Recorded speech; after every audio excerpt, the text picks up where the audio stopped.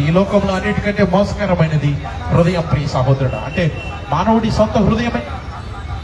ఈ హృదయాన్ని నుంచి నిన్ను విడిపించి నిన్ను స్వస్థపరచగలిగిన వాడు యేసుడు. యవన కాలేజీలు, యవన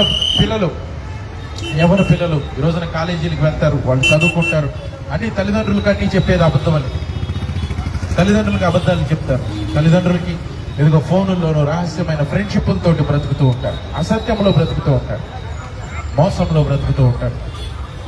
ఇలాగ బ్రతికినప్పుడు ఏ విధంగా వాళ్ళు దేవుడి నీతిని నెరవేర్చగలరు? ఈ రోజున మనుషులందరూ సినిమాలకి బానిసలుగా ఉన్నారు. అది అబద్ధమని తెలిసినా కూడా దాన్నే ప్రేమిస్తూ దాని వైపు, ఎందుకంటే అది నీ శరీరాన్ని ప్రేరేపించి నీ శరీరానికి సంతోషాన్ని కలిగిస్తే ఏదైనా నువ్వు వెంబడించినప్పుడు అది నీకు సమాధానం ఉండదు. ఎందుకంటే ఈ శరీరం తాత్కాలికమైనది. కొంతకాలమే మనం బ్రతికేది, కొంతకాలమే ఈ శరీరం ఉండేది. ఈ శరీరంతో మానవుడు తల్లిదండ్రులకు అబద్ధం చెప్తాడు. ఈ శరీరంతో మానవుడు తన ఉద్యోగంలో ఉన్న వాళ్ళకి అబద్ధం చెప్తాడు. ఈ శరీరంతో మానవుడు స్వార్థపూరితమైన ఆలోచనలు కలిగి ఉంటాడు. ఈ శరీరాన్ని సంతోషపెట్టుకున్నవాడు నిత్య జీవాన్ని పొందలేడు. ప్రియ సహోదరుడు, ఈ శరీరాన్ని సంతోషపెట్టుకొని శరీర సంబంధిగా మారినవాడు దేవుని ఆత్మ సంబంధిగా మారలేడు. అలాగ మారాలంటే యేసు క్రీస్తు వాడి హృదయాన్ని మార్చాలి.